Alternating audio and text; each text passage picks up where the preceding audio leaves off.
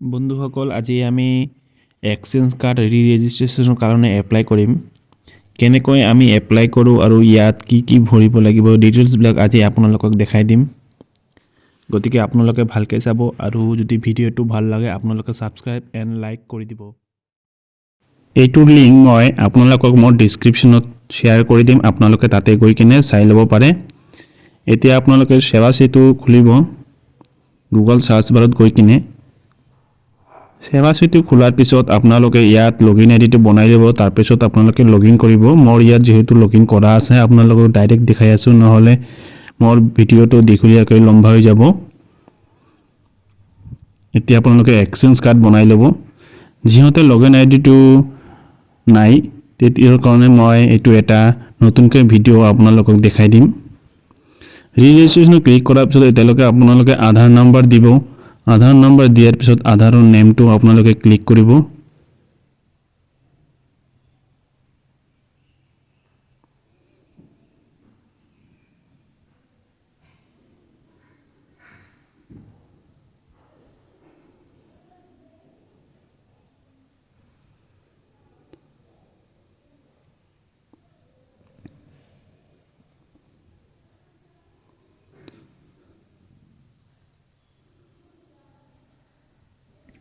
আধাৰ নাম্বাৰটো দিয়াৰ লগে লগে এখন OTP আহিব, OTPটো আপোনালোকে ভেৰিফাই কৰি ল'ব।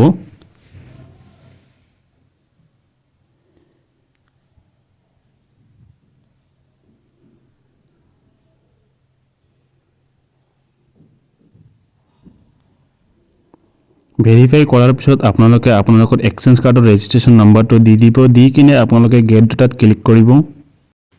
গেট ডাটাত ক্লিক কৰাৰ লগে লগে আপোনালোকে আপোনাৰ গেট ডাটাটো আহি যাব, আপোনালোকে কনফাৰ্মেশ্যন কৰি ল'ব। এতিয়া আমি গেট ডাটাৰ ৰেজিষ্ট্ৰেশ্যন নাম্বাৰটো দি দিলোঁ। গেট ডাটা ক্লিক কৰিলোঁ। এতিয়া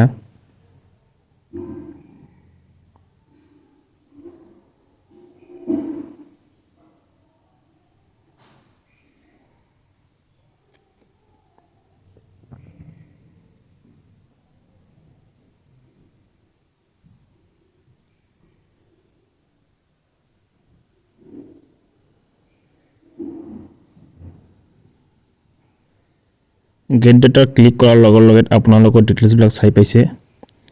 এতিয়া আমি কিছুমান ছিকিউৰিটি ৰিজনেল কাৰণত এতিয়া আমি ভিডিঅ'টো অলপ ব্লাৰ কৰি দিছোঁ। এতিয়া প্ৰচিড কৰাৰ লগে লগে আপোনালোকে ডিটেইলছবিলাক আহি যাব।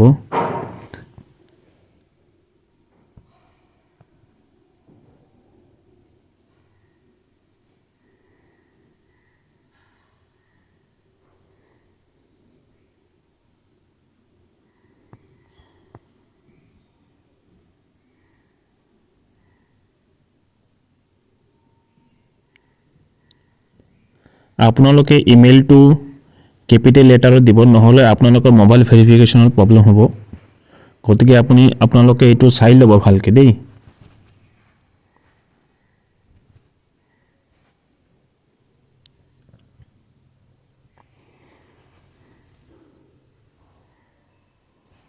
মই আপোনালোকক ডিটেইলছ কৈ আপোনালোকক জনাই আছোঁ, আপোনালোকৰ কেনেকৈ সুবিধা হ'ব পাৰে মই এইটো ভালকৈ বুজাই দিব পাৰোঁ, সেইটো মোৰ দায়িত্ব। গতিকে আপোনালোকৰ নিজৰ ডিটেইলছবিলাক চাই ল'ব। নিজৰ ডিটেইলছবিলাক এণ্ট্ৰি কৰি কৰাৰ পিছত আপোনালোকৰ এতিয়া আহিব ফিজিকেলটো দিয়াৰ পিছত আপোনালোকে হাইট ৱেইট এইবিলাক গোটেইবিলাক দি দিব।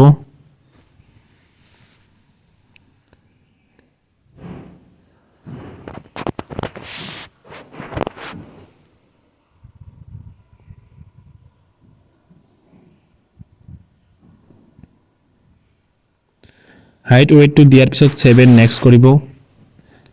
7 নেক্সট কৰাৰ পিছত এতিয়া আপোনালোকৰ নিজৰ এড্ৰেছবিলাক দি দিব। এতিয়া আপোনালোকে ইমেইলটো ভেৰিফাই কৰিব দেই। ইমেইলটো ভেৰিফাই কৰিলে আপোনালোকৰ ছাবমিট হ'ব ডকুমেণ্টছখিনি, আৰু আপোনালোকৰ ইমেইলত এখন এক্সচেঞ্জ কাৰ্ডৰ শ্বীট যাব। তেতিয়ালৈকে আপোনালোকে চাৰ্টিফিকেটটো ওলাই ল'ব পাৰে তাৰে পৰাও। ইয়াতো পাব আপোনালোকৰ নিজৰ ডিটেইলছবিলাক এড্ৰেছবিলাক ভালকৈ দিব।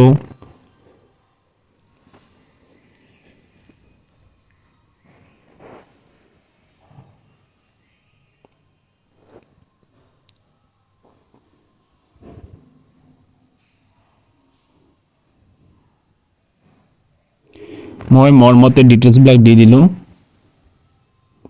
আপোনালোকে আপোনালোকৰ মতত ডিটেইলছবিলাক দি দিব। এতিয়া 7 নেক্সট ক্লিক কৰিব। 7 নেক্সট ক্লিয়াৰ পিছত আপোনালোকে আপোনালোকৰ নিজৰ এডুকেশ্যনটো দি দিব। মই বৰ্তমান 10 পাছলৈকে এপ্লাই কৰি আছোঁ।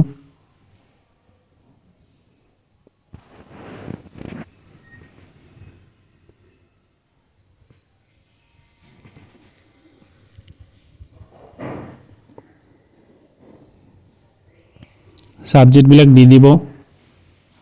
নিজৰ বৰ্ডটো নিজে সিলেক্ট কৰিব। মই বৰ্ডটো দি আছোঁ।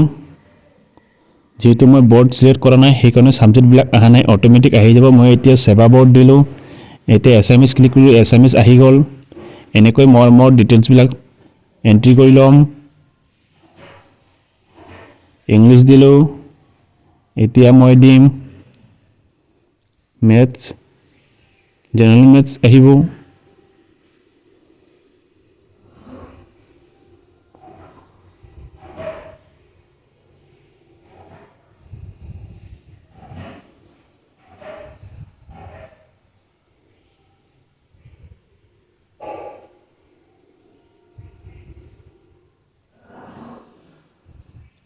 আপোনালোকে ইনষ্টিটিউশ্যন দি দিব। ইনষ্টিটিউশ্যন দিয়াৰ পিছত মিডিয়াম এণ্ড ইনষ্টিটিউশ্যন দিব। কি মিডিয়ামত আপোনালোকে পঢ়িছিলে, আপোনালোকৰ কোৰ্চ টাইপটো দি দিব, ৰেগুলাৰ নে অনলাইন।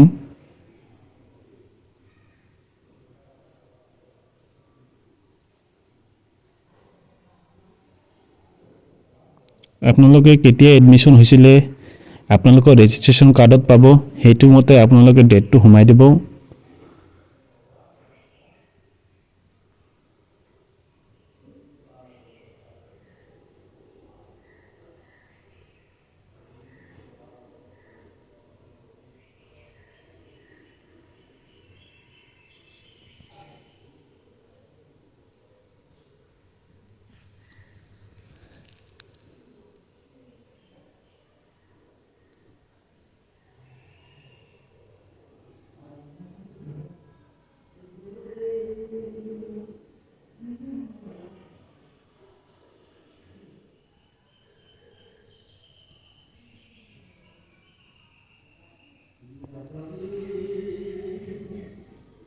আপোনালোকে নিজৰ ডিটেইলছবিলাক দিয়াৰ পিছত ইয়াৰ অফ পাছিংটো দিব।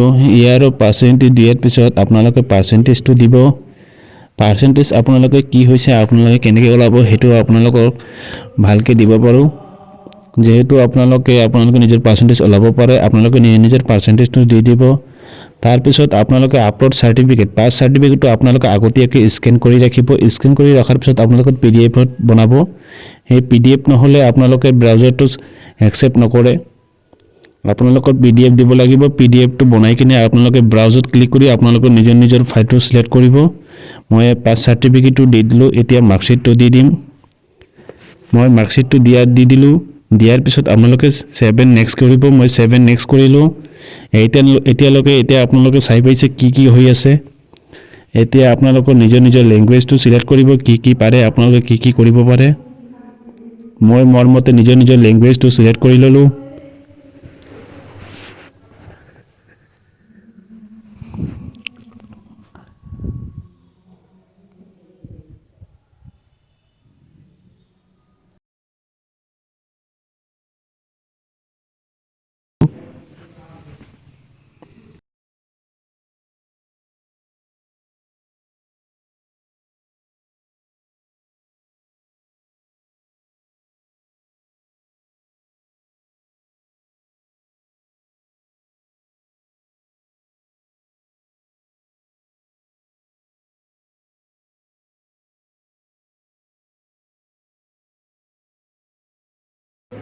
লেংগুৱেজটো দিয়াৰ পিছত 7 নেক্সট কৰিব।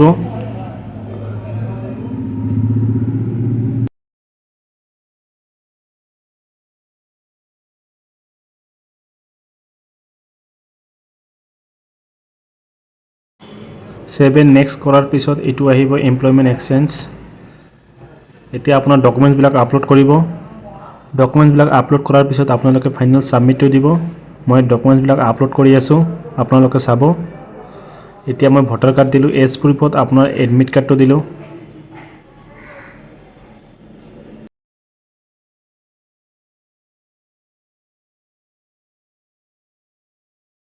এতিয়া আপোনালোকে ফটো এণ্ড ছিগনেচাৰটো আপলোড কৰিব পাৰে যদি আপোনাৰ অপশ্যনেলত আছে ফটো এণ্ড ছিগনেচাৰ আপলোড কৰাৰ পিছত আপোনালোকে ডিক্লেৰেশ্যনত ক্লিক কৰি আপোনালোকে ছাবমিট কৰি দিব